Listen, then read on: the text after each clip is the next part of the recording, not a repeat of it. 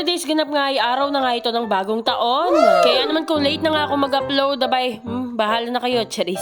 Kaya naman ano pang inaantay nyo, samahan nyo na nga kami pumunta ng Salaysay at dun nga kami pupunta ngayong araw na ito. Nang kaaga-aga ng kamuriyot ng chacha ko, paano ba naman kasi ang alam nyo, pupunta na naman kami ng Robinsons Mall pero hindi niya alam, madaming tao dun ngayon. Kaya naman na-scam ko na naman yung anak ko at dito nga kami sa may Salaysay pupunta. Binaabutan ko na nga yung ate ko na nandito na pala at dito nga sila nagdisperas. Halata naman at hindi pa nga siya naliligo, nakshuta.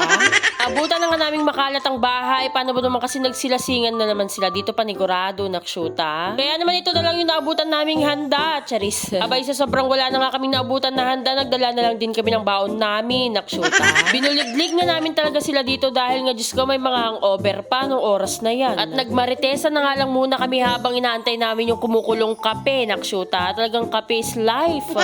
Nung medyo nakakarami na nga kami ng mga maritesan dyan, abay dumarating na rin yung mga kamaritesan namin, charis. Yung kalaro nga ng chacha ang mga nagsidatingan na, abay tuwang-tuwa naman yung anak ko.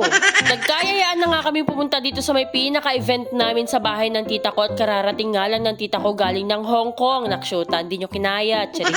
Abay kaya naman pala wala sa bahay ang tatay Renato ko, nandito na pala nakikiinom. Taon-taon na nga namin ginagawa na dito talaga kami nagsiselebrate tuwing New Year.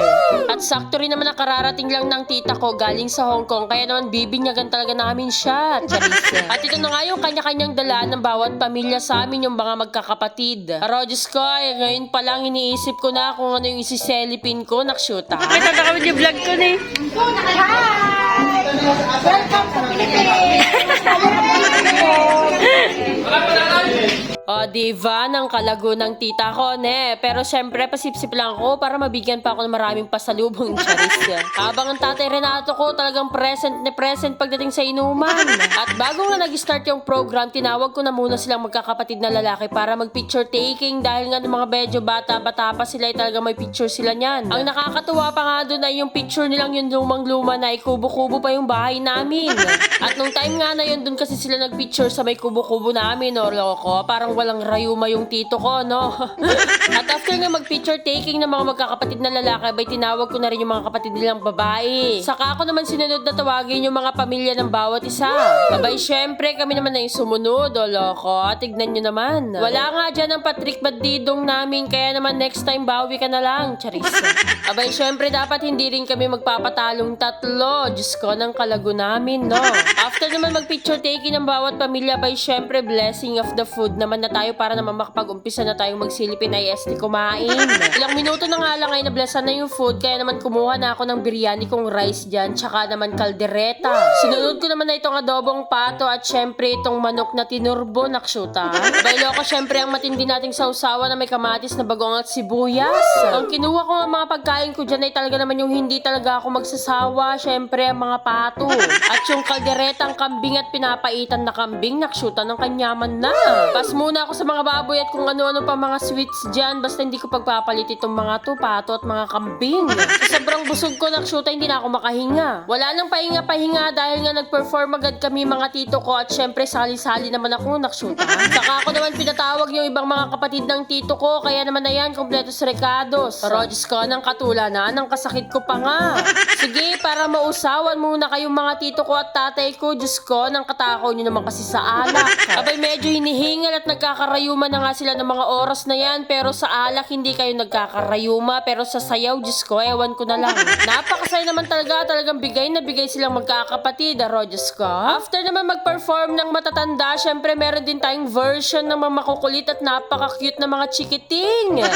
Abay syempre hindi nagpatalo ang chacha ko, Diyos ko, ng kabibo. Saan pa ba magmamana kundi sa aking kavava, chariza.